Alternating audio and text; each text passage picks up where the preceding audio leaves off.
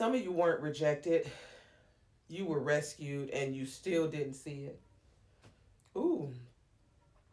You see, when a mother sheep pushes her newborn away, that baby doesn't understand what's happening. It just knows it's not being fed, it's not being covered, and it's not being protected.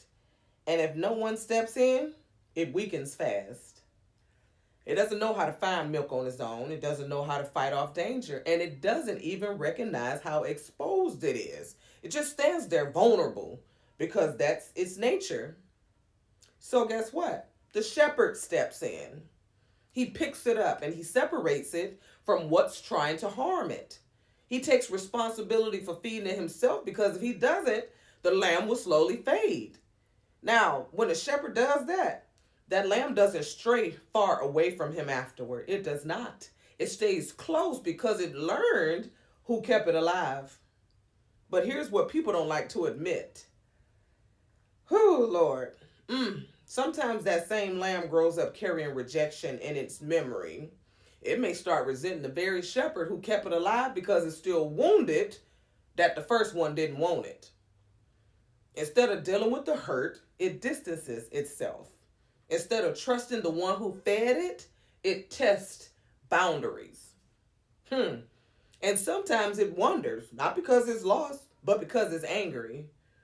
It pulls away trying to prove it doesn't need anyone. It starts doing what it wants because it thinks it knows better than the one who took care of it. And it confuses independence with healing. And that's dangerous, y'all, because the one who rescued you isn't the one who rejected you. Come on now. And sometimes it's not even open danger that pulls sheep away. Ooh, child. Sometimes it's wolves dressed like sheep. Hello. Matthew 7:15 says, beware of false prophets which come to you in sheep's clothing, but inwardly they are ravening wolves. Wolves don't show up looking like wolves. They don't. They look safe. They look convincing. And they move with the crowd. And because sheep follow appearance instead of discernment, they drift toward what feels familiar instead of what's actually safe. Come on now, y'all.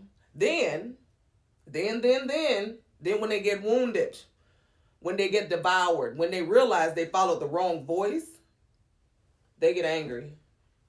They get angry. Not at the wolf. Not at the wolf, y'all, but at the shepherd. They say, why didn't you stop me? Why didn't you rescue me? When in reality, he was calling the whole time. The whole time. But sometimes rescue doesn't look like force. Sometimes it looks like warning. And if you don't want to hear correction, you'll call it rejection. Now let's talk about us. Jesus said in John 10:11, I am the good shepherd. The good shepherd giveth his life for his sheep. And Isaiah 53:6 says, all we like sheep have gone astray. That isn't flattering, it's honest. It's the honest truth. Sheep drift. They follow movement instead of direction. They'll eat what's in front of them without checking to see if it's harmful or not. They panic easily. They don't realize how close they are to danger until it's too late. And some of us do the same thing spiritually. Some of us, we do. We just got to admit it. Nothing wrong with it. We all have fallen astray. We follow feelings, people, and culture. Then we shocked when we wounded. We get so shocked. Some of us keep calling it rejection, but God was separating us from something that would have destroyed us, and we continue to go back to it. We thought we were being pushed away when really we were being pulled out.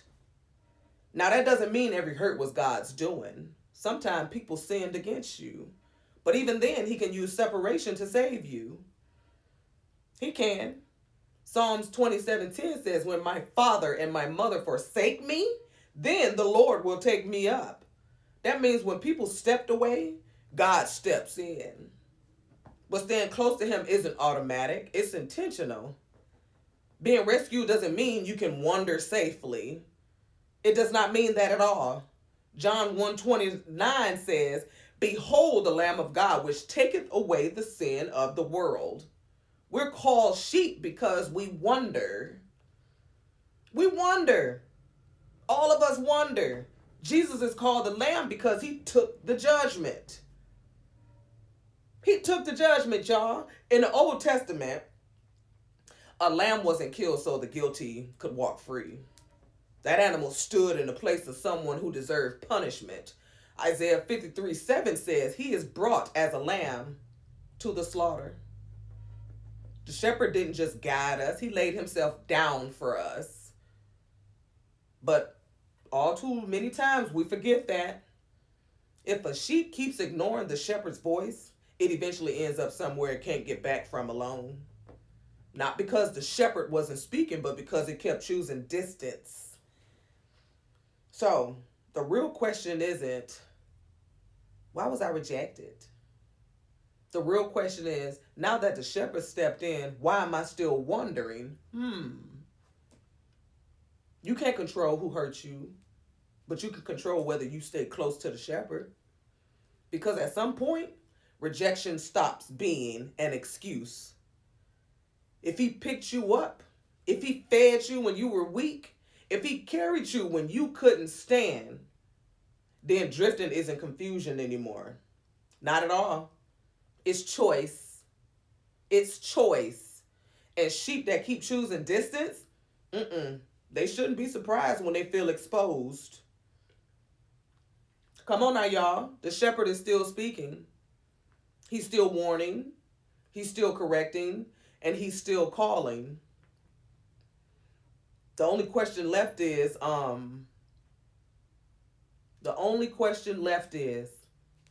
are you close enough to recognize his voice? Or are you close enough to the crowd to drown it out? You decide.